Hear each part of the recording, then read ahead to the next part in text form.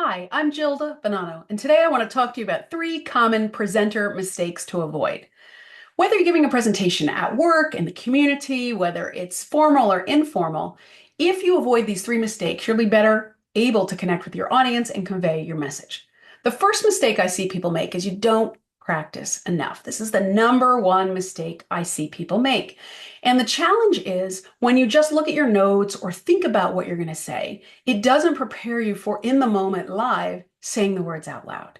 So I want you to practice more than you think you need to, especially if it's a high stakes presentation, meaning there's a high payoff for you, negative or positive, or maybe it's new content or a new audience. You should practice more than you think you need. And you should practice out loud. So not just look at your notes or look at your slides or think about things, but actually say the words out loud so you're comfortable with your opening and your closing and your transition from section to section. And you can do that smoothly without a lot of ums and ahs. And so you actually can say what it is you want to say. So practice more than you think you need to. The second common mistake is that you are trying to communicate too much information. It's hard to be concise, particularly when you're an expert, but that's exactly what you need to do. You can't tell the audience everything you know about a topic. You can highlight things that are most important for them to know.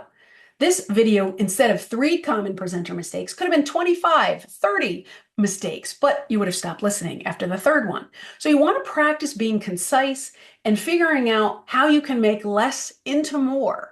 What are the key points that are important, especially if you're the expert and the audience is not as familiar with the topic as you are? What is the essential ideas or strategies or tools that they need to become familiar with in order to understand this area or this topic? So trying to communicate too much information, it doesn't prove how smart you are. Instead, it overwhelms and frustrates your audience.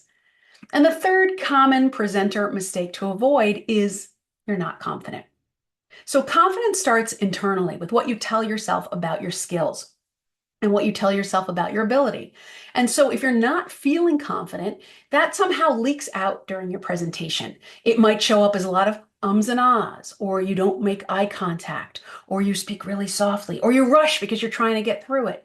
And so you want to think about and work on and practice being confident. So in the moment, if something unexpected happens, something goes wrong, or there's a question you hadn't anticipated, you don't spiral out of control and go into this mental headspace of, oh my gosh, I don't know, what am I thinking, right? And we've all seen that happen where speakers really spiral out of control.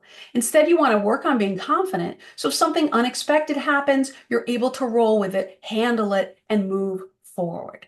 So if you avoid these three common presenter mistakes, you're going to do a better job communicating to your audience. They're going to understand your message, and it's going to be much more engaging. I'm Gilda Bonanno, Executive Presentation Skills Coach, and we'll see you next time. Thanks for watching.